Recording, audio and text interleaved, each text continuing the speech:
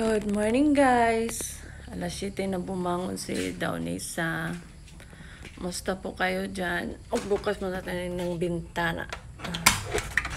Oh my goodness, grabing init na sa labas. So mag-init ng tubig guys. Punta tayo dun sa pero buksan na natin yung mga bintana dito.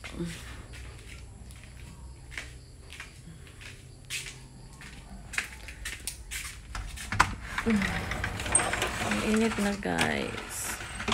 Alas 7 ang init. So, tingnan natin ang ating balkon. Punta tayo sa kusina.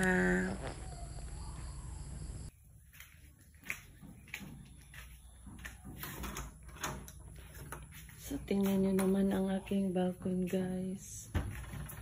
Oh, ang init na.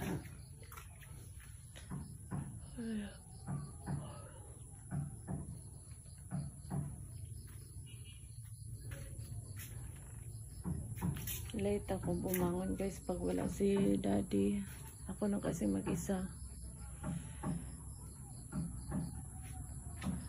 Baka sa susunod araw pa ito makauwi. So, punta tayo sa kusina.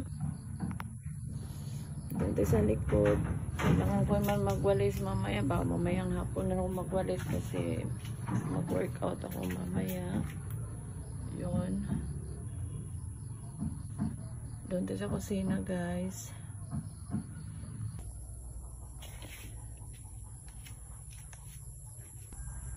Wow.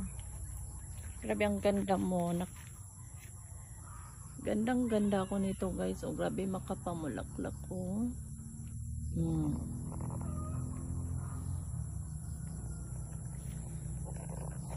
So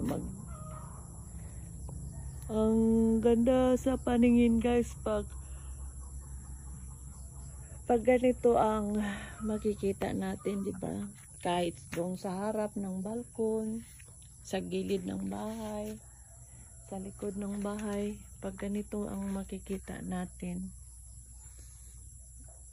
Mahilig ako sa mga halaman guys, pero kung napapansin niyo, bakit mga ganyan ang nakikita ninyo? Yan doon sa mga gilid-gilid lang. Tapos, gusto ko kasi organize kung saan ang halaman, doon lang ang halaman. Tapos gusto kong maluwag sa gitna. Yung mga halaman sa gilid lang.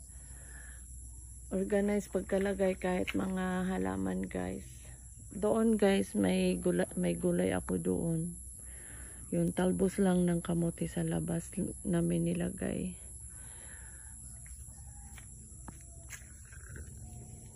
Oh, mag-initin ng tubig guys.